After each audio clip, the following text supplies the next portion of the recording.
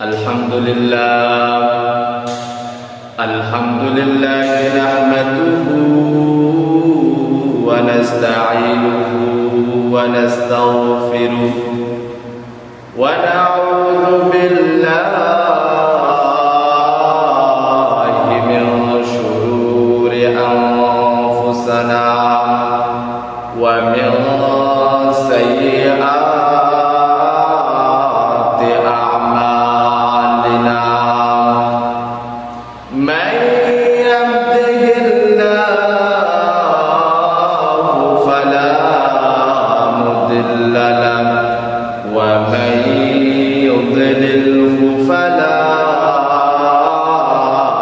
hadiya lahu. Wa nashhadu an la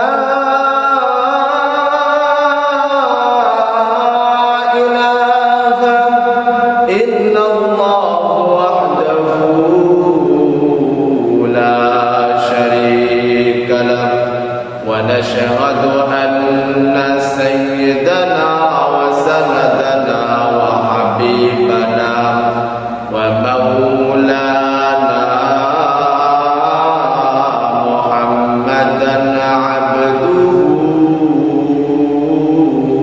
ورسوله أرسله بالحق بشيرا ونذيرا وداعيا إلى الله بإذنه وسراجا وقمرا منيرا. فقد قال الله تعالى في كلامه المجيد وفرقانه الحميد: أعوذ بالله من الشيطان الرجيم. بسم الله الرحمن الرحيم. إن عدة الشهور عند الله 12 شهرا في كتاب الله. وقال رسول الله صلى الله عليه وسلم: صيام عاشوراء أحتسب على الله أن يكفر السنة التي قبله أو كما قال عليه الصلاة والسلام. কে দিল রে লতার গাছে এত বড় কদু? কার ইশারায় মৌমাছিরা মৌচাকে দেয় মধু? শিমুল গাছে কে দিল রে নরম নরম তুলা?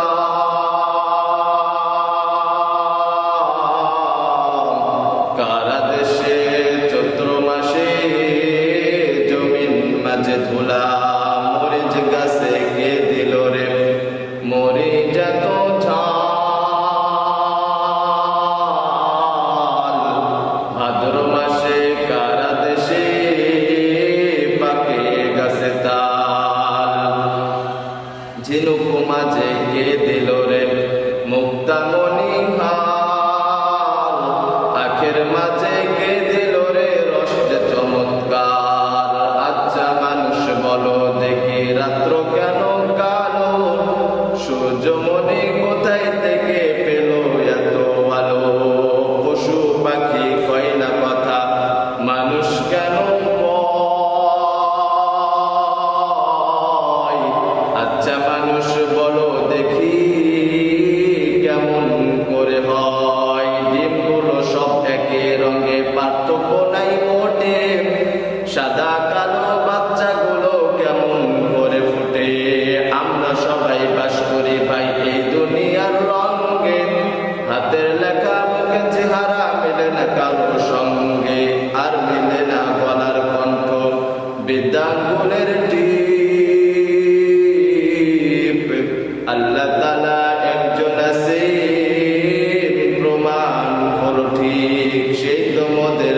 কেউ নয় রে, ওই সেই মহান রব্বুল আলামিন। তার গোলামি করব মোরা সদা সর্বদিন। আলহামদুলিল্লাহ, আমরা শুকরিয়া দেখি রব্বুল আলামিনের প্রতি, যে রব্বুল আলামিন আমাদেরকে দুনিয়াবি সমস্ত কাজ থেকে ফারিগ করে আল্লাহর ঘর মসজিদে আসার মতো তৌফিক দান করেছেন, আমাকে কোরআন ও হাদিস থেকে কিছু কথা বলার মতো তৌফিক দান করেছেন এবং আপনাদেরকে শোনার মতো তৌফিক দান করেছেন। এর জন্য সে রব্বে কাবার প্রতি শুকরিয়া আদায় করে সবাই বলে আলহামদুলিল্লাহ। দুরূদ ও সালাম পেশ করে সে রসুলের প্রতি, যে রসুল কাল কিয়ামতের মাঠে প্রত্যেকটা মানুষের জন্য সুপারিশ করবেন, যে রসুল বলতে থাকবে, প্রত্যেকটা মানুষ বলতে থাকবে ইয়া নাফসি ইয়া নাফসি, কিন্তু আপনার নবী আমার নবী বলতে থাকবে ইয়া উম্মতি ইয়া উম্মতি, কি হবে আমার উম্মতের।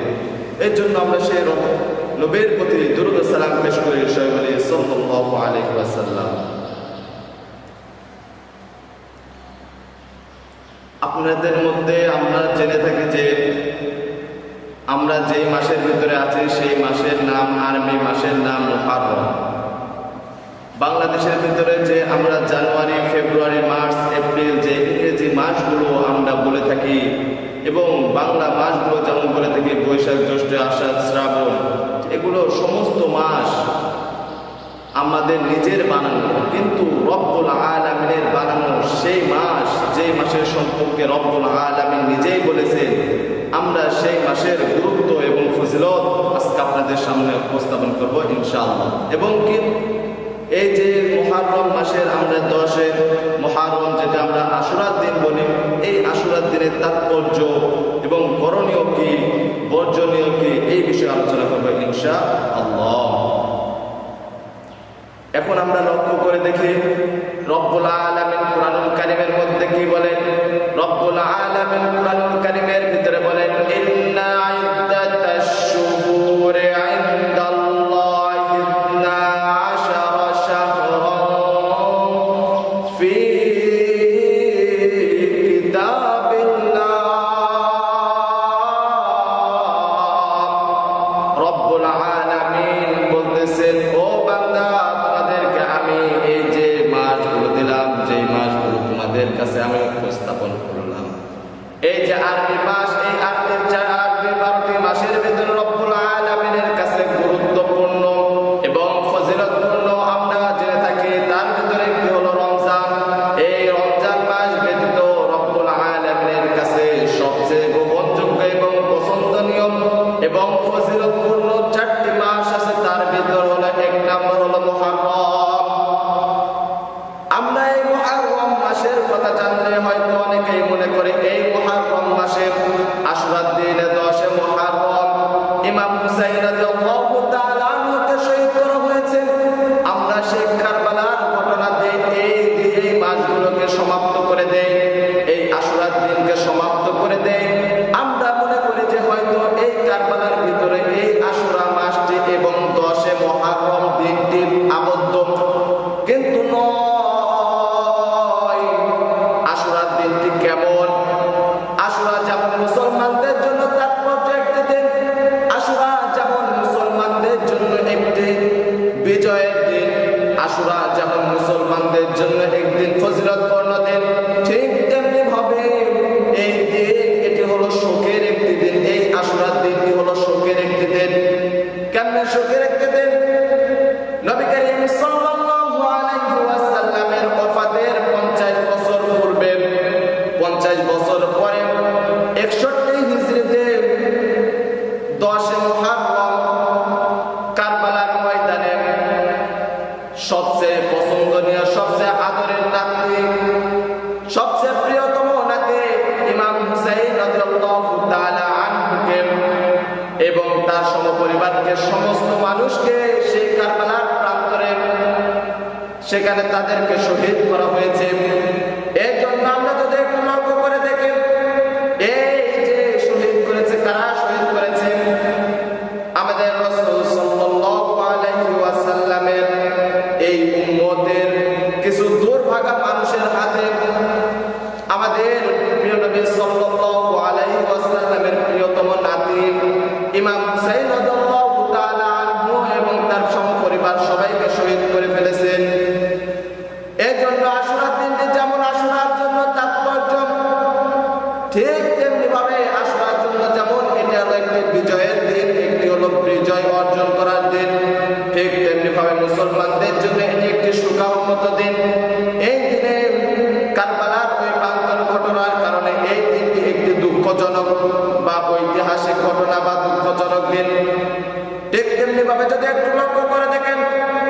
অনেক ইতিহাসে, অনেক বইয়ে, অনেক উপন্যাস বইয়ে বা অনেক গল্পের বইয়ে বা অনেক প্রাচীন ও ইতিহাসের বইয়ে বিকৃত এই কারবালার ঘটনাকে বিকৃত করে মানুষের মধ্যে প্রচার করা হচ্ছে। এখন আমি আপনাদের সামনে বিশুদ্ধ ও ঐতিহাসিক ঘটনা থেকে ও সহিহ হাদিস থেকে এই কারবালার ঘটনা এবং এই 10 মুহররমের দিনের কিছু তাৎপর্য, কিছু ঘটনা আপনাদের সামনে তুলে ধরব। এর আগে আপনাদের সামনে এই 10 মুহররম, 10 আশুরার দিনের পূর্ববর্তী জামানার ভিতরে যে সমস্ত ঘটনা এই 10 আশুরার দিনে হয়েছে, যেমন বর্তমান যুগের মানুষেরা মনে করে এই 10 মুহররম হয়তো কারবালার জন্য আবদ্ধ, কারবালার জন্য এই 10 মুহররম ফজিলতপূর্ণ। আবার অনেকে মনে করতে পারে আমরা যে এই 10 মুহররম রোজা রাখি, এই রোজা হয়তো কারবালার দিনের জন্য রাখা হয়, কিন্তু মুসলমান নয়। নবী করিম সাল্লাল্লাহু আলাইহি ওয়াসাল্লামের পৃথিবীতে আগমন করার অনেক আগে থেকে রব্বুল আলামিন এই 10 মুহররম রজনীতে, 10 মুহররমের দিনে রব্বুল আলামিন যে সমস্ত ঘটনা ঘটায়, যে সমস্ত কার্যক্রম পরিচালনা করেছে, আমি আপনাদের সামনে যে সমস্ত জামানায় ঘটনাগুলো হয়েছে সেই সমস্ত ঘটনা আপনাদের সামনে তুলে ধরব। এর ভিতরে এক নাম্বার হলো রব্বুল আলামিন এই পৃথিবীকে যখন সৃষ্টি করিয়েছেন, রব্বুল আলামিন এই পৃথিবীর জমিনকে, আসমান এবং জমিনকে যেই দিন সৃষ্টি করিয়েছেন, পাহাড় পর্বত সবকিছু যেই দিন সৃষ্টি করিয়েছেন, সেই দিনটি হলো আশুরা এবং 10 মুহররমের দিন। রব্বুল আলামিন এই পৃথিবীকে সৃষ্টি করেছেন 10 মুহররমের দিন। এই পৃথিবীর শুরু লগ্ন থেকে 10 মুহররমের অনেক তাৎপর্য আছে, অনেক ফজিলত আছে। তার ভিতরে এক নাম্বার হলো, এক নাম্বার ঘটনার ভিতরে এক নাম্বার হলো রব্বুল আলামিন এই 10 মুহররমে পৃথিবীকে সৃষ্টি করিয়েছেন। দ্বিতীয় নাম্বার হলো রব্বুল আলামিন পৃথিবীর ভিতরে সর্বপ্রথম একজন মানুষকে সৃষ্টি করিয়েছেন। সেই মানুষটি হলো হযরত আদম আলাইহিস সালাম। রব্বুল আলামিন এই হযরত আদম আলাইহিস সালামকে যেই দিন সৃষ্টি করেছেন, যেই দিন সৃষ্টি করেছেন এবং হযরত আদম আলাইহিস সালাম এই দুনিয়ার বুকে যেই দিন জান্নাত থেকে আসলেন এবং হযরত আদম আলাইহিস সালাম যে ভুলটা করেছিলেন, এই ভুলটা রব্বুল আলামিনের কাছে ক্ষমা চেয়েছিলেন। যেই দিনটায় ক্ষমা চেয়েছিলেন, যেই স্থানে ক্ষমা চেয়েছিলেন, সেই স্থানের নাম হলো আরাফাত ময়দান।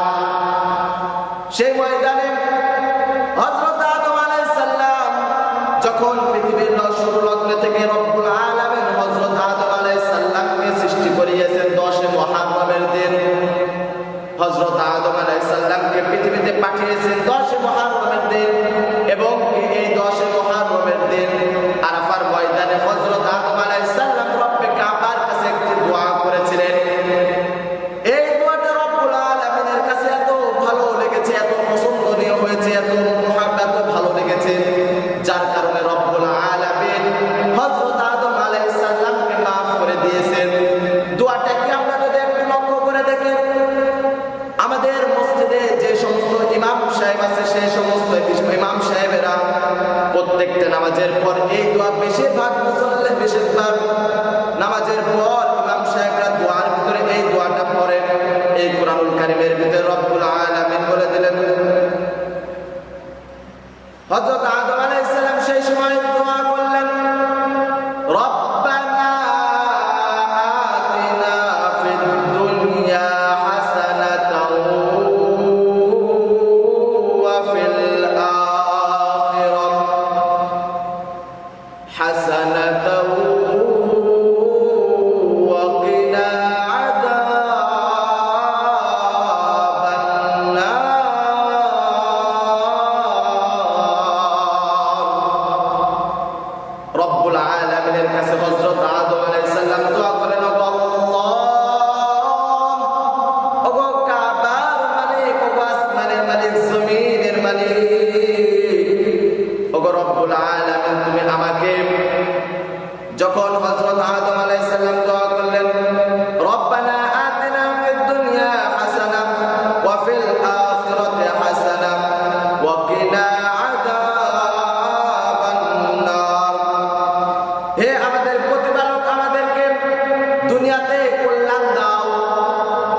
হে আমাদের প্রতিপালক, আমাদেরকে দুনিয়াতে কল্যাণ দাও এবং আখিরাতেও কল্যাণ দাও এবং আমাদেরকে তোমার জাহান্নাম থেকে বাঁচাও।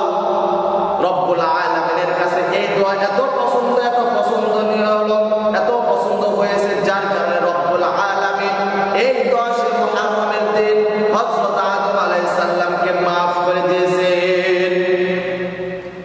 শুধু তাই নয়, হযরত আদম আলাইহিস সালামকে maaf করে দেওয়ার পরে আমরা শুনেছি হযরত নূহ আলাইহিস সালামের জামানায় একটি প্লাবন হয়েছিল, একটি বন্যা এসেছিল।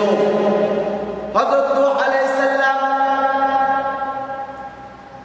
আমরা দ্বিতীয় নাম্বার শুনলাম, প্রথম নাম্বার শুনলাম রব্বুল আলামিন, এক নাম্বার এই দিনে 10 মুহররম আশুরার দিনে রব্বুল আলামিন আসমান জমিন সৃষ্টি করিয়েছেন, পৃথিবী সৃষ্টি করিয়েছেন।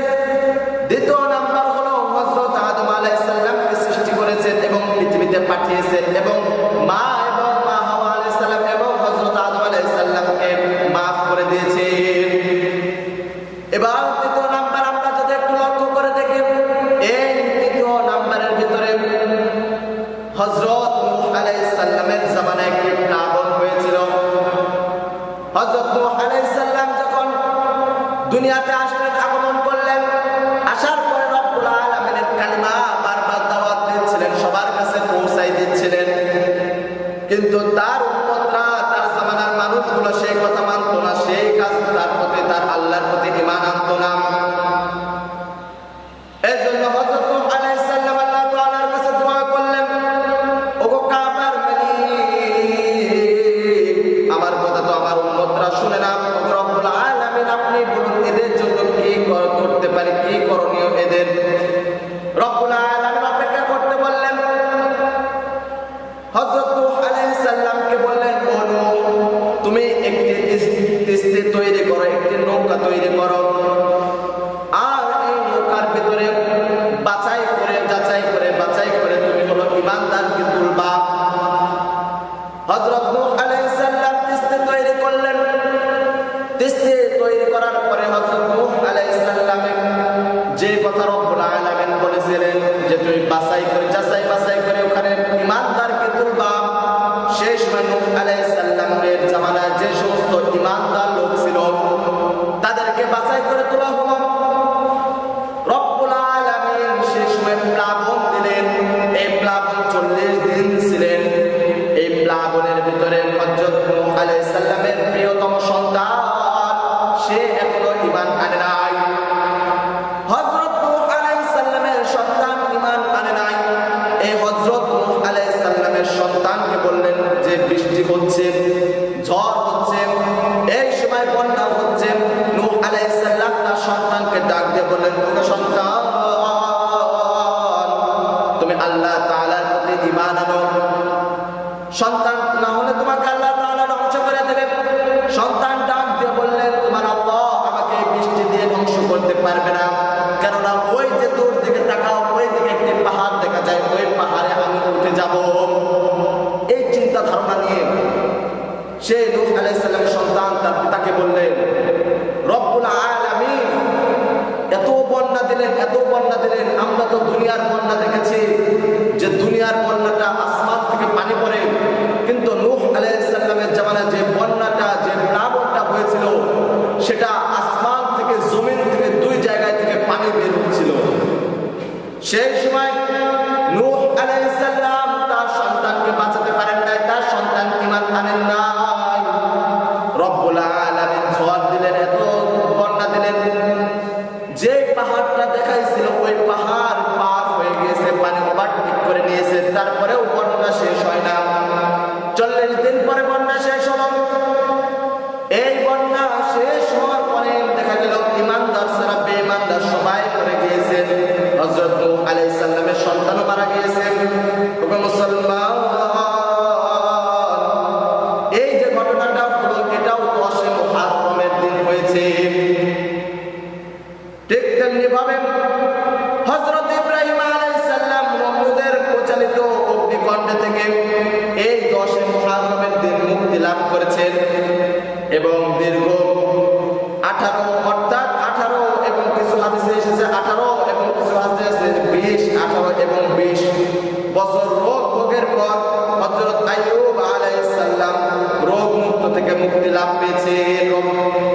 রব্বুল আলামিন এই 10 মুহররমের দিন তাকে কি করেছেন? সুস্থ করে দিয়েছেন। এবার যদি আমরা লক্ষ্য করে দেখেন 6 নাম্বার হলো হযরত সুলাইমান আলাইহিস সালামকে পৃথিবীর মধ্যে একমাত্র রাজত্ব দান করেছেন আমার রব্বুল আলামিন। আর এই রাজত্ব যেদিন দান করেছেন সেই দিনটাও ছিল 10 মুহররমের দিন। এবার যদি আপনারা লক্ষ্য করে দেখেন 7 নাম্বার হলো হযরত ইউনূস আলাইহিস সালামকে 40 দিন পর দজলা নদী থেকে মাছের পেট থেকে উদ্ধার করা হয়।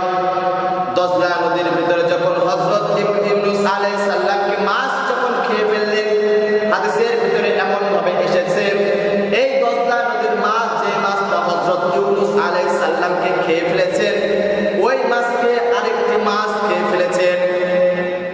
এমনি ভাবে 40 দিন পর হযরত ইউনূস আলাইহিস সালাম রব্বে কাবার কাছে দোয়া করলেন, ও কাবার আমাকে তুমি বাঁচাও। আর সেই সময় ওই 40 দিন পর হযরত ইউনূস আলাইহিস সালাম রব্বে কাবার কাছে যে দোয়াটা করেছিলেন, সেই দোয়াটা রব্বুল আলামিনের কাছে এত পছন্দনীয়, এত গ্রহণযোগ্য হয়েছে যে রব্বুল আলামিন তাকে 40 দিন পর মাছের পেট থেকে বের করেছেন। দোয়াটা হলো কি, আমরা অনেকে বিপদ হলে পড়ি লা ইলাহা ইল্লা আনতা সুবহানাকা ইন্নী কুনতু মিনাজ জালিমিন। ঠিক তেমনি ভাবে ওই ইউনূস আলাইহিস সালাম সেই দজলা নদী মাছের পেটের ভিতর থেকে হযরত ইউনূস আলাইহিস সালাম রব্বুল আলামিনের কাছে দোয়া করলেন, ও আল্লাহ,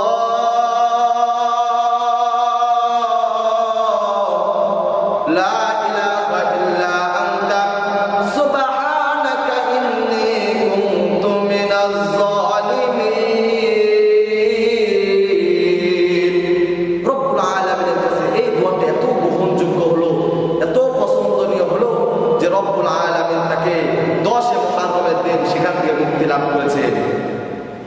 এবং 8 নাম্বার হলো হযরত মুসা আলাইহিস সালামকে যখন ফেরাউন আক্রমণ করেছিলেন, তাকে ধরে দিয়েছিলেন, সেই সময় হযরত মুসা আলাইহিস সালামকে রব্বুল আলামিন ফেরাউনের কবল থেকে রক্ষা করেছেন। আর যেই দিন রক্ষা করেছেন সেই দিনের নাম হলো 10, যেই দিন করেছেন সেই দিনটা হলো 10 মুহররমের দিন। তাহলে আমরা কয়টা পেলাম? আমরা 8টা পেলাম। 9 নাম্বার হলো হযরত ঈসা আলাইহিস সালাম পৃথিবীতে যখন আগমন করেন, জীবিত অবস্থায় আসমানে এবং উত্তোলন করেন, যা পবিত্র কোরআনের সূরা আল ইমরানের 55 নাম্বার আয়াতে উল্লেখ করা হয়েছে। রব্বুল আলামিন হযরত ঈসা আলাইহিস সালামকে যখন পৃথিবীতে পাঠান এবং পৃথিবীতে যখন হযরত ঈসা আলাইহিস সালামকে তুলে নেন, এই যে 2টা দিন ছিল, এই 2টা দিনও ছিল 10 মুহররম অর্থাৎ আশুরার দিন।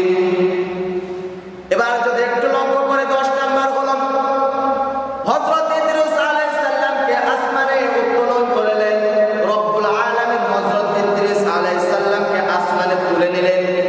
আর যেই দিন এই ইদ্রিস আলাইহিস সালামকে তুলে নিলেন রব্বুল আলামিন, সেই দিনটাও ছিল 10 মুহররম অর্থাৎ আশুরার দিন। তাহলে বোঝা গেল যে আমরা যেটা মনে করি, আমরা অনেকেই মনে করি যে হয়তো আশুরার দিন 10 মুহররম কারবালার প্রান্তরে কারবালার ঘটনার কেন্দ্র নিয়ে এই 10 মুহররম আমরা উদযাপন করে থাকি। 10 মুহররমের দিন আমরা কি করে থাকি? রোজা করে থাকি। 10 মুহররমের দিন আমরা কি করি? আমরা যে এই যে বয়ান করছি 10 মুহররমের ফজিলত, এটা মনে হয় এই কারবালার ভিতরে আবদ্ধ, কিন্তু নয়, এটা কারবালার ভিতরে আবদ্ধ নয়। এটা হলো রব্বুল আলামিন পৃথিবীর শুরু লগ্নে থেকে শেষ পর্যন্ত সব কিছুতেই এই 10 মুহররমের দিন অনেক কিছু হয়েছে। তার ভিতরে আপনাদেরকে উল্লেখযোগ্য 10টি বললাম।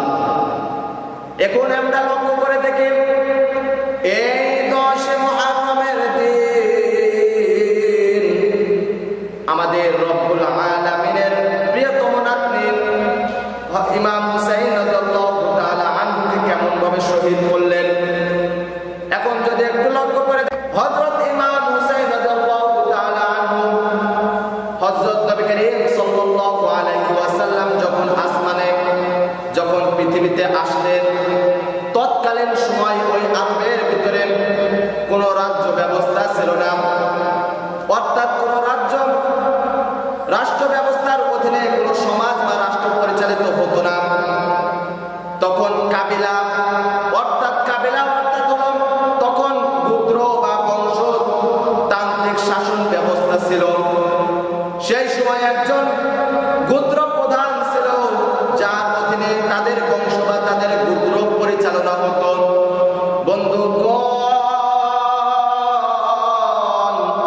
সেই সময় গোত্র প্রধান যা নির্দেশ দিতেন মানুষদেরকে তাই করতে হতো। সেই সময় তাদের গোত্রের বা বংশ পরিচালিত তাদের দিয়ে হতো। সেই সময় গোত্র প্রধানের দুইটা দিক ছিল, দুইটা নিয়ম ছিল। এক নাম্বার নিয়ম হলো সেই গোত্রের প্রধান যা মনে চাবে তাই করতে পাবে। ঠিক তেমনি ভাবে যদি একটু লক্ষ্য করে দেখেন, যেমন ধরেন আপনি রাজা, আপনি আজকে চেয়েছেন আজকে কোনো মানুষ ঘর থেকে বের হবে না, ওই গোত্রের লোকরা সেই দিন ঘর থেকে বের হয় নাই। রাজা যেভাবে বলেছে, গোত্রের প্রধান যেভাবে বলেছে সেইভাবে চলেছে। দ্বিতীয় দিকটি হল তার বংশের ধারাবাহিকভাবে গোত্র প্রধান মৃত্যুর আগে তার বংশের ভিতরে একজন গোত্র প্রধান বানিয়ে দিয়ে যাবেন, ঠিক করে দিয়ে যাবেন। এই দুইটি দিক তাদের ছিল। একমাত্র আমার নবী করিম সাল্লাল্লাহু আলাইহি ওয়াসাল্লাম দুনিয়াতে আগমন করার পর নবী করিম সাল্লাল্লাহু আলাইহি ওয়াসাল্লাম অভিভাবক হবার পরে তিনি এই নিয়ম নবী করিম সাল্লাল্লাহু আলাইহি ওয়াসাল্লাম চেঞ্জ করে দিয়েছেন, পরিবর্তন করে দিয়েছেন। কেমনে পরিবর্তন করলেন দেখেন। ঠিক এমন ভাবে নবী করিম সাল্লাল্লাহু আলাইহি ওয়াসাল্লাম সেই সিস্টেম সেইগুলো চেঞ্জ করে সুন্দরভাবে দিয়ে গিয়েছেন আমাদের ভিতরে। নবী করিম সাল্লাল্লাহু আলাইহি ওয়াসাল্লাম মৃত্যুর আগে কাউকে নবী করিম সাল্লাল্লাহু আলাইহি ওয়াসাল্লাম 63 বছরে যে জীবনটি পার করলেন, এই মৃত্যু আগ মুহূর্তে তিনি নবী করিম সাল্লাল্লাহু আলাইহি ওয়াসাল্লাম কাউকে গোত্র প্রধান বা কাউকে খলিফা হিসাবে নিযুক্ত করে যান নাই। তিনি মনোনয়ন দিয়ে যান নাই, তিনি সেই নিয়ম দুইটাই চেঞ্জ করে দিয়েছেন। এক নাম্বার নিয়ম তার ইচ্ছা অনুযায়ী গোত্র পরিচালনা করতেন। নবী করিম সাল্লাল্লাহু আলাইহি ওয়াসাল্লাম বললেন, কোন মানব কোন রাষ্ট্র প্রধানের কোন গোত্রের প্রধানের কথাই কোনো মানুষ চলতে পারে না, সেই গোত্রের পরিচালনা কেউ করতে পারে না। জনগণ যেটা চাবে সেটাই হবে, জনগণ যেভাবে চলতে চায় সেইভাবে চলতে পারবে। জনগণ যদি সেই গোত্রের প্রধান যদি কোনো ভুল করে থাকে, তাহলে সেই সময় জনগণ তাদেরকে ধরিয়ে দিত। কিন্তু বর্তমান জামানার যুগে যদি আমাদের সরকারকে যদি ভুল ধরে দেওয়া ধরে তাই যদি কোনো সময় যদি কোনো কোরআন হাদিস বিরোধী যদি কোনো কথা হয়ে যায়, নবী করিম সাল্লাল্লাহু আলাইহি ওয়াসাল্লামকে এই যে আমরা বর্তমান দেখতে পাচ্ছি, নবী করিম সাল্লাল্লাহু আলাইহি ওয়াসাল্লামকে এই বেঈমান গাদ্দার নবী করিম সাল্লাল্লাহু আলাইহি ওয়াসাল্লামকে খারাপ বলছে, নবী করিম সাল্লাল্লাহু আলাইহি ওয়াসাল্লামকে অপমান করছেন। নবী করিম সাল্লাল্লাহু আলাইহি ওয়াসাল্লাম সেই সময় বলে গেলেন, জনগণ যেটা চাবে সেটাই হবে। দ্বিতীয় নাম্বার হলো কোন বংশ ধারাবাহিক, কোন বংশে থেকে ধারাবাহিকভাবে প্রধান হবে না, রাষ্ট্রপ্রধান কেউ হতে পারবে না, গোত্র প্রধান হতে পারবে না। নবী করিম সাল্লাল্লাহু আলাইহি ওয়াসাল্লাম ওই সিস্টেমটা চেঞ্জ করে দিয়ে গেলেন। জনগণ যাকে ভোট দিয়ে নির্বাচিত করবেন সেই গোত্র প্রধান বা প্রধান হবে, সরকার হবে। নবী করিম সাল্লাল্লাহু আলাইহি ওয়াসাল্লাম এর ওফাতের দিন রব্বুল আলামিন নবী করিম সাল্লাল্লাহু আলাইহি ওয়াসাল্লাম সেই জনগণ যাকে চায় তাকে মনোনয়ন দিবেন এবং তার নমুনা তিনি রেখে গিয়েছেন। যার কারণে নবী করিম সাল্লাল্লাহু আলাইহি ওয়াসাল্লাম মৃত্যুর আগে কাউকে নির্বাচিত করে যান নাই। নবী করিম সাল্লাল্লাহু আলাইহি ওয়াসাল্লাম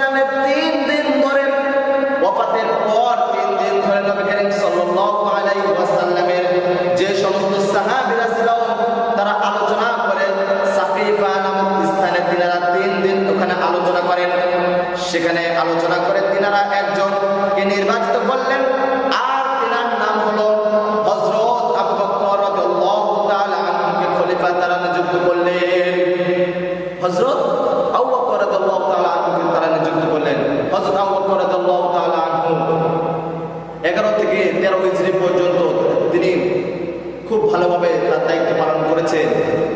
তিনি দায়িত্ব পালন শেষ করার পরে তিনারা মৃত্যুর আগে সিনিয়র সাহাবীদের সাথে আলোচনা করে, জনগণের সাথে আলোচনা করে তিনি দ্বিতীয় খলিফা নিযুক্ত হয়ে যান।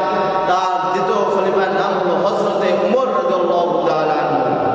হযরত উমর রাদিয়াল্লাহু তাআলা আনহু ইসলামের জন্য একটি বীর ছিলেন, যার সামনে নাফরমানরা, বেঈমানরা, কাফিররা কখনো দাঁড়াতে পারেন নাই। সেই হযরত উমর রাদিয়াল্লাহু তাআলা আনহু সেই সময় পৃথিবীর ভিতরে ইসলাম বেশি প্রচার করেছেন, দেশে দেশে ইসলাম প্রচার করে দিয়েছে। তার এই ইসলামের ভিতরে তার অবদান অনেক বেশি। ঠিক তেমনি ভাবে তিনি 13 থেকে 23 হিজরি পর্যন্ত অর্থাৎ 10টি বছর তিনি পালন করেন তার খলিফার দায়িত্ব। তিনি দায়িত্ব পালন করার পরে তৃতীয় খলিফা হযরতে উসমান রাদিয়াল্লাহু তাআলা আনহুকে নিযুক্ত করেন। তৃতীয় খলিফা তিনি 23 থেকে 40 হিজরি পর্যন্ত সেখানে দায়িত্ব পালন করেন। আর দায়িত্ব পালন করা অবস্থায় তাকে শহীদ করা হয়েছে। আর হযরত 4 নম্বর খলিফা হিসেবে নিযুক্ত করা হযরত আলী রাদিয়াল্লাহু তাআলা আনহু। হযরত আলী রাদিয়াল্লাহু তাআলা আনহু নবী করিম সাল্লাল্লাহু আলাইহি ওয়াসাল্লামের জামাই। হযরত আলী রাদিয়াল্লাহু তাআলা আনহু যখন এই খলিফা হিসেবে নিযুক্ত হলেন, তখন সিরিয়ার গভর্নর ছিলেন, সিরিয়ার গভর্নর ছিলেন মুআবিয়া রাদিয়াল্লাহু তাআলা আনহু।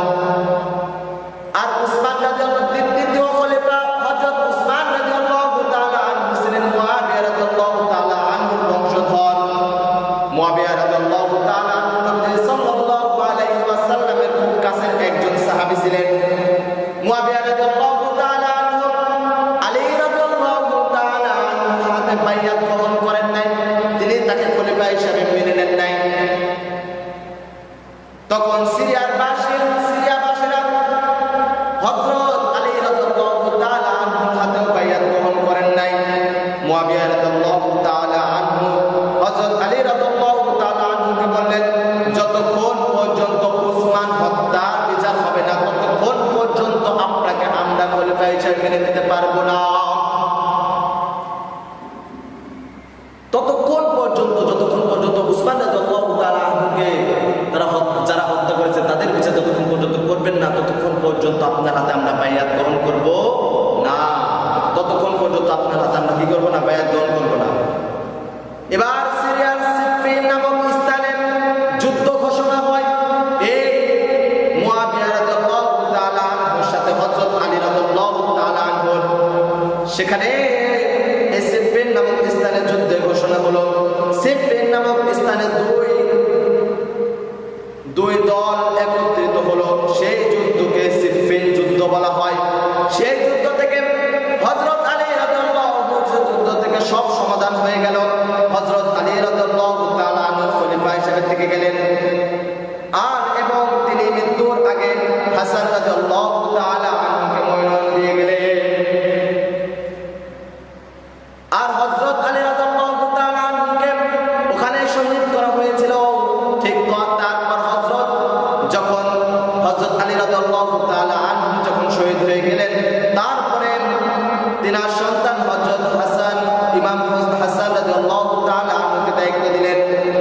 ইমাম হাসান রাদিয়াল্লাহু তাআলা আনহুকে দায়িত্ব দেওয়ার পরে দেখলেন মুআবিয়া রাদিয়াল্লাহু তাআলা আনহু, এই মুআবিয়া রাদিয়াল্লাহু তাআলা আনহু এবং হাসানের দুইটা দল হয়ে গিয়েছে। নবী করিম সাল্লাল্লাহু আলাইহি ওয়াসাল্লাম বেঁচে থাকাকালীন একটি ভবিষ্যৎবাণী করে দিয়ে গিয়েছিলেন। সেই ভবিষ্যৎ হলো নবী করিম সাল্লাল্লাহু আলাইহি ওয়াসাল্লামের মিম্বারে দাঁড়িয়ে খুতবা দিচ্ছিলেন। এমন অবস্থায় নবী করিম সাল্লাল্লাহু আলাইহি ওয়াসাল্লামের সামনে দিয়ে হাসান হুসাইন দৌড়ে দৌড়ে যায়। সেই সময় হযরত নবী করিম সাল্লাল্লাহু আলাইহি ওয়াসাল্লাম সাহাবীদেরকে উদ্দেশ্য করে বললেন, আমার এই সন্তান অর্থাৎ আমার এই নাতি একদিন পৃথিবীর ভিতরে এই ইসলামের ভিতরে দুইটি দল থাকবে, মুসলমানদের ভিতরে দুইটি দল থাকবে। এই দুইটি দল আমার এই সন্তান অর্থাৎ আমার এই নাতি তারা একত্রিত করবে, তাদের ভুল বোঝাবুঝি সমাধান করবে। এর প্রমাণকে যখন মুআবিয়া রাদিয়াল্লাহু তাআলা আনহু যখন যুদ্ধের পর পরাজিত হলেন, চলে গেলেন, হযরত হাসান রাদিয়াল্লাহু তাআলা আনহু যখন খলিফা হলেন, তেনাকে দায়িত্ব দেওয়া হলো। যখন দেখলেন হাসান রাদিয়াল্লাহু তাআলা আনহু যখন দেখলেন যে দুইটি দল হয়ে গিয়েছে, সেই সময় হাসান রাদিয়াল্লাহু তাআলা আনহু কি করলেন? নিজ ইচ্ছায় নিজেই তার সেই খলিফা দায়িত্বকে তিনি ছেড়ে দিলেন। ছেড়ে দিয়ে হযরত মুআবিয়া রাদিয়াল্লাহু তাআলা আনহুকে তিনি দিয়ে দিলেন। সেই সময় হযরত মুআবিয়া রাদিয়াল্লাহু তাআলা আনহুর সেই দল আর হাসান রাদিয়াল্লাহু তাআলা আনহুর দুই দল একত্রিত হলেন। মুসলমানদের ভিতরে ভুল বোঝাবুঝি সব কিছু ঠিক হয়ে গেলেন, তারা একটি দল হয়ে গেলেন, যার কথা নবী করিম সাল্লাল্লাহু আলাইহি ওয়াসাল্লাম সেই দিন মিম্বারে বলেছিলেন। নবী করিম সাল্লাল্লাহু আলাইহি ওয়াসাল্লাম ভবিষ্যৎবাণী কি হলো? সঠিক হয়ে গেল। এই জন্য একটু লক্ষ্য করে দেখেন, মুআবিয়া রাদিয়াল্লাহু তাআলা আনহু 20 বছর খলিফা ছিলেন। মুআবিয়া রাদিয়াল্লাহু তাআলা আনহু মৃত্যুর কিছুদিন আগে মুআবিয়া রাদিয়াল্লাহু তাআলা আনহু তার ছেলে ইয়াজিদকে দায়িত্ব দিলেন। ইয়াজিদকে মনোনয়ন দিয়ে গেলেন। মুআবিয়া রাদিয়াল্লাহু তাআলা আনহুর মৃত্যুর পরে ইয়াজিদ খলিফা দাবি করলেন। তৎকালীন কিছু সংখ্যক মুসলমান মানলেন। সেই সময় ওই ইয়াজিদের মুআবিয়া রাদিয়াল্লাহু তাআলা আনহুর জামানায় সেই সময় কিছু মুসলমান, কিছু সাহাবী সেটা মেনে নিলেন। মক্কা ও মদিনা ও ইরাকের যে মেনে নিলেন না, মক্কার বাসীরা, মদিনার বাসীরা, ইরাকের বাসীরা তারা এই কথা মেনে নিলেন না। গ্রহণযোগ্য কিছু সাহাবীরা তারাও মেনে নিলেন না। তার ভিতরে ছিলেন হযরত হুসাইন রাদিয়াল্লাহু তাআলা আনহু। বিশেষ করে ইরাকের কুফার মানুষরা সেই কথা মেনে নিলেন না। এর মধ্যে মদিনায় কিছু গ্রহণযোগ্য বা প্রাচীন সাহাবীরা বাইয়াত গ্রহণ করবেন না, এই ইয়াজিদের হাতে বাইয়াত গ্রহণ করবেন না। এই খবর যখন ইয়াজিদের কাছে চলে গেল, ক্ষমতাতে কেউ ছাড়তে চায় না। এই খবর যখন ইয়াজিদের কাছে চলে গেল, ইয়াজিদ তখন মদিনা গভর্নরকে নির্দেশ দিলেন, যারা আমার হাতে বাইয়াত গ্রহণ করবে না, যারা আমাকে খলিফা হিসেবে মেনে নেবেন না, তাদেরকে চাপ প্রয়োগ করো। সেই সময় ইমাম হুসাইন তাদেরকে চাপ প্রয়োগ করো। তাদেরকে চাপ প্রয়োগ করার পরে তারা যেন আমাকে খলিফা হিসেবে মেনে নেয়। সেই সময় হযরত ইমাম হুসাইন রাদিয়াল্লাহু তাআলা আনহু এবং ইবনুল জুবাইরকে নিয়ে মদিনা থেকে মক্কায় চলে গেলেন। সেই সময় এই হযরত ইমাম হুসাইন রাদিয়াল্লাহু তাআলা আনহুকে মক্কায় যাওয়ার পরে কুফাবাসী ইয়াজিদকে চিঠি পাঠালেন। হযরত হুসাইন রাদিয়াল্লাহু তাআলা আনহু কুফাবাসীরা হুসাইন রাদিয়াল্লাহু তাআলা আনহুকে চিঠি পাঠালেন। চিঠিতে লিখে বললেন, আমরা ইয়াজিদকে মানি না, আপনি আসেন, আপনাকে আমরা গভর্নর বানাবো, আপনাকে আমরা সরকার বানাবো, আপনাকে আমরা খলিফা হিসেবে মেনে নেব, আপনার হাতে আমরা বাইয়াত গ্রহণ করব। হুসাইন রাদিয়াল্লাহু তাআলা আনহুর কাছে একটা নয়, দুইটা নয়, 500টি চিঠি পাঠালেন। এই কুফার কথা শুনে কুফাবাসী যখন চিঠি লিখলেন, কুফাবাসী নবী করিম সাল্লাল্লাহু আলাইহি ওয়াসাল্লামের প্রিয়তম নাতনিকে যখন চিঠি পাঠালেন, তখন তার চাচাতো ভাই মুসলিম বিন আকিলকে হুসাইন রাদিয়াল্লাহু তাআলা আনহুকে কুফায় পাঠাইলেন। কি করলেন? কুফায় পাঠাইলেন। কুফানো দেখেন, তাকে যেন সেখানে যে সে যেন দেখে কুফার মানুষ কি আসলে সত্যি বলছে নাকি আমার সাথে ছলনামনি করছে, আমার সাথে ছলনা করছে, এই কথা চিন্তা করার পর কুফার বাসীরা সেই সময় এই মুসলিম বিন আকিলকে অনেক আপ্যায়ন করলো, অনেক আদর যত্ন করে মেহমানদারি করলো। করার পরে সেই সময় মুসলিম বিন আকিল সেই যাওয়ার ওখানকার গভর্নরকে ইয়াজিদ বললেন, আপনি এই কুফাবাসীকে লোভ দেখান, তারা যেন হুসাইনের পক্ষে না যায়, তারা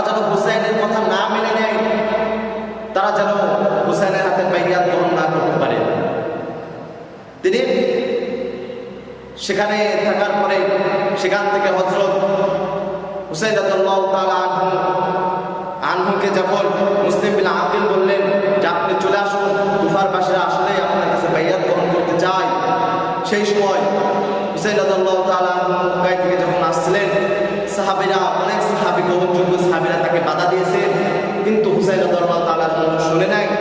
তিনি এক সাহাবী এমন বলেছেন যে আমার যদি এমন নিয়ে থাকতো, মানুষ যদি বেয়াদবি না মনে করতো, হুসাইনের ঘাট ধরে আমি তাকে আটকে রাখতাম, তারপর হুসাইনকে যেতে দিতাম না। কারণ কুফার মানুষরা আসলে কুফা, তারা কথা দিয়ে কখনো কথা রাখে না। তারা হযরত উসমান রাদিয়াল্লাহু তাআলা আনহুকে মেরেছেন, তারা হযরত আলী রাদিয়াল্লাহু তাআলা আনহুকে মেরেছেন, তারা হাসানকে রাদিয়াল্লাহু তাআলা আনহুকে মেরেছেন। এই কথা হুসাইন রাদিয়াল্লাহু তাআলা আনহু তাদের কথা না শুনে তিনি তার পথে চলে গেলেন। যাওয়ার পরে হুসাইন রাদিয়াল্লাহু তাআলা আনহু যখন কুফায় যাচ্ছিলেন, কুফার সেই সমস্ত গভর্নর ইয়াজিদের লোকরা তাকে আটকালেন। আটকানোর পর সেখানে তাকে ঢুকতে দিলেন না। আর যে মুসলিম বিন আকিল ছিল, এই ইয়াজিদের লোকের যে বাড়িতে তারা যে প্রাসাদে ছিল, সেই প্রাসাদটা 4000 লোককে তারা ঘিরে রাখছেন। যখন ওখানকার মানুষরা ইয়াজিদের লোকরা তাদেরকে লোক লালসা দেখাইছে, তখন দেখা গেছে 3 জন ব্যতীত সমস্ত মানুষ হারিয়ে গেছে। 3997 জন মানুষ হারিয়ে গেছে। এবার মুসলিম বিন আকিল অবাক হয়ে গেলেন, কি ব্যাপার, কুফার মানুষরা আমাকে কথা দিল, কথা রাখছে না, তারা কুফাবাসীরা আসলেই কুফা। সেই সময় যে বাকি 2 জন ছিল, তারাও 3 জন ছিল, ওটাও চলে গেল। এখন রয়েছে শুধু মুসলিম বিন আকিল। তাদেরকে ঘোষণা দেওয়া হলো, মুসলিম বিন আকিলকে আটক করো, তাকে হত্যা করা হবে। মুসলিম বিন আকিল বললেন, তুমি হত্যা করবে, আমাকে সমস্যা নেই, তবে আমার একটি আবদার আছে, চাওয়া আছে। মুসলিম বিন আকিল এই কথা বলার পরে, সেই সময় তাকে বলার পর মুসলিম বিন আকিলকে বলল যে আমি হুসাইনকে একটি চিঠি পাঠাতে চাই। হুসাইন রাদিয়াল্লাহু তাআলা আনহুকে চিঠি পাঠালেন যে আপনি এখানে আসেন না, কুফার মানুষেরা আপনার সাথে বেঈমানি করেছে, গাদ্দারি করছে। তিনি হুসাইন রাদিয়াল্লাহু তাআলা আনহু এদিকে চলে আসছেন। ঠিক সেই জায়গায় কারবালা নামক ওই স্থানে ওই ইয়াজিদের লোকেরা আসলেন। আসার পরে হুসাইন রাদিয়াল্লাহু তাআলা আনহু যুদ্ধ করার জন্য আসে নাই, সমপরিবারে তারা আসতেছে সফর করতে। আসার পরে ওই ইয়াজিদের লোকেরা হুসাইন রাদিয়াল্লাহু তাআলা আনহুকে ওই কারবালা নামক স্থানে তাকে শহীদ করা হলো, তাকে শহীদ করে ফেললেন। তার গর্দান থেকে তার কল্লাটা কেটে ফেলে দেওয়া হলো। ও মুসলমান ভাই, যদি একটু লক্ষ্য করে দেখেন, ওই স্থানে এই হুসাইন রাদিয়াল্লাহু তাআলা আনহুকে শহীদ করার পর তার পরিবারকে শহীদ করে দিলেন। দেওয়ার পরে তার কাল্লার ভিতরে, এই কানের ভিতরে, মুখের ভিতরে কুচা মারছে। কিছু কুফাবাসীর ভিতরে, তাদের ভিতরে ছিল হলো আমরা যে শিয়া বলি, এই শিয়ারা তাদের সাথে ছিল। এই শিয়ারা হযরত উসমান রাদিয়াল্লাহু তাআলা আনহুকে মেরেছেন। এই শিয়ারা হযরত আলী রাদিয়াল্লাহু তাআলা আনহুকে মেরেছেন। এই শিয়া হযরত ইমাম হুসাইন রাদিয়াল্লাহু তাআলা আনহুকে মেরেছেন। এই শিয়ারা হযরত হাসান রাদিয়াল্লাহু তাআলা আনহুকে মেরেছেন। মারার পরে তারা হলো হযরত ইয়াজিদের কাছে গেলেন। ইয়াজিদকে বললেন, হুসাইন রাদিয়াল্লাহু তাআলা আনহুকে আমরা কতল করে ফেলেছি, মেরে ফেলে দিয়েছি। হুসাইন রাদিয়াল্লাহু এবার ইয়াজিদ কান্না করছেন, তিনি দুঃখ প্রকাশ করছেন, কিন্তু তাদের বিচার করেন নাই। তাতে বোঝা যায় তিনি তাদের সাথে ছিল। আমরা তাদের কথা, এই যে সেই কুফাবাসীর ভিতরে তাদের যে শিয়ারা ছিল, আজকে সেই শিয়ারা আমাদের বাংলাদেশে আছে। সেই শিয়ারা কি করছে, 10 মুহররমের দিন হাই হুসাইন বলে তাদের গায়ে আঘাত করছে। কিন্তু এই হুসাইন রাদিয়াল্লাহু তাআলা আনহুকে মারার ভিতরে তাদেরই হাত ছিল। কাজে আমরা কেউ যেন মনে না করি যে কারবালার প্রান্তরে এই 10 আশুরা শেষ, এমন কিছু নয়। আমরা যদি লক্ষ্য করি এবং আমাদের তাৎপর্য এবং করণীয়কে রাসূলুল্লাহ সাল্লাল্লাহু আলাইহি ওয়াসাল্লাম ডাক দিয়ে বললেন, সিয়ামু আশুরা আহতাসিবু আলাল্লাহি আন ইউকাফিরা সালাতাল্লাতী ক্বাবলা। নবী করিম